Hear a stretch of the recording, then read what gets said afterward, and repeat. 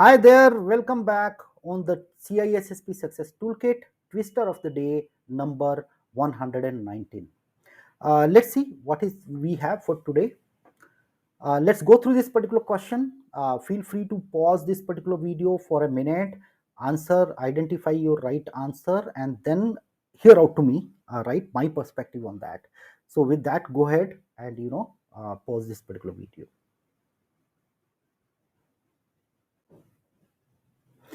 So let me explain, right? A healthcare organization is considering data obfuscation methods to de-identify patient records for research purposes.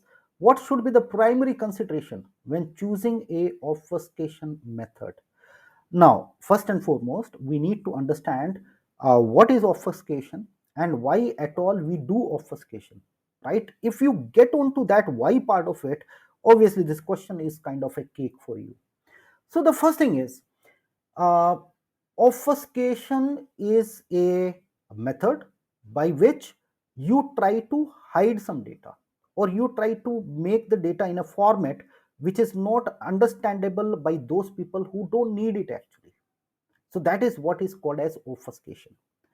Now, second thing is, when we need obfuscation, right?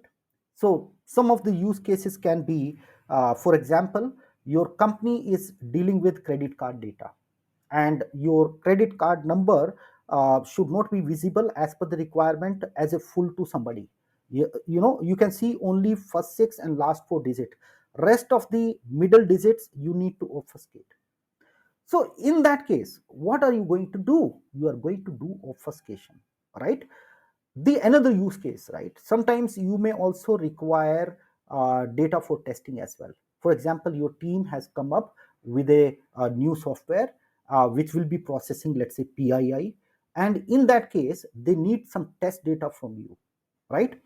Now, whenever we go to a testing environment, it is not good to have the PII as it is given to the team, right? Because that way your PII may get compromised. That is not what we want. So, in a way, what we actually do is we try to obfuscate that particular test data so that no real name comes out. Even if somebody get access to some part of the PII, or maybe some part of this particular information, the entire information is not available to them. Now, whenever we need obfuscation, whenever we implement obfuscation, there are two ways to do it. One is called as pseudonymization, and another one is called as anonymization. Pseudonymization is where we need the information back, right? For example, credit card information is there, and you want to hide it from your help desk, maybe customer support help desk, because they also need to, let's say, do some refunds and all, right? So you don't want to them to see the entire pan, but they still need the access by seeing the last four digits, right? Just to validate the customer, right? So that may be required in that particular case.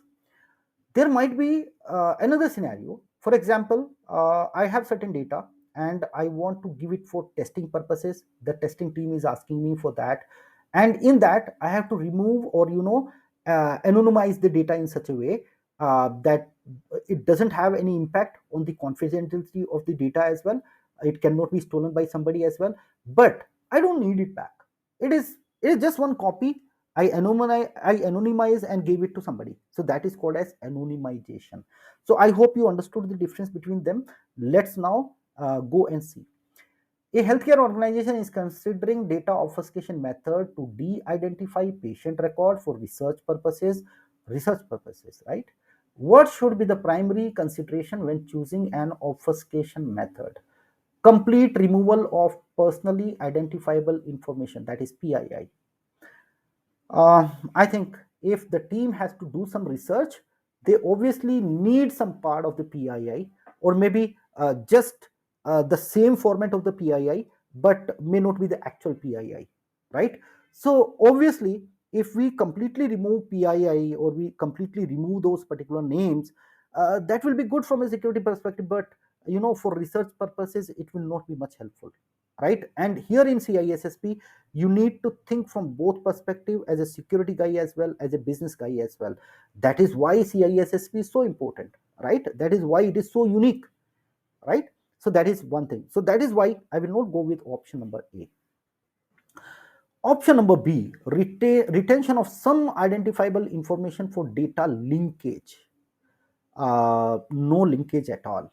Whenever we mostly give the data for obfuscation and maybe for some kind of testing, no linkages. It should not link back to production environment in any case. That should not be done.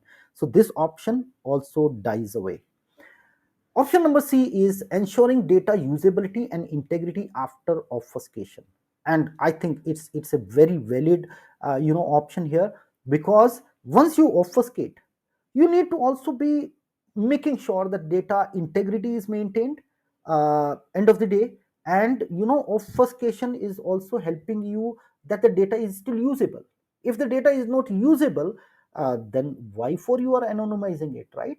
So that way I think C is the right option here, but I will also go on D and see why this is wrong. Encrypting data to prevent it from unauthorized access. Encryption is obviously one way to obfuscate data. And just to give you a broad picture, there are multiple methods we do to obfuscate the data. We can use anonymization, we can use pseudonymization, we can implement hashing, we can implement tokenization, we can go for truncation as well. We can also go for encryption as well. So encryption is one of the way to do data obfuscation, but that's not the primary consideration here, right?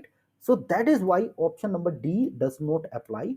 And the right answer in this particular question is C. I hope this explanation might have helped you to understand the concepts, and at the same time have a feel of what kind of questions comes in. You need to practice these kind of questions to successfully pass your CISSP exam. If in case you need more of them, you need a better practice, you need complete mentoring end to end for your CISSP, go ahead with CISSP Success Toolkit. Here we have a 100 days program.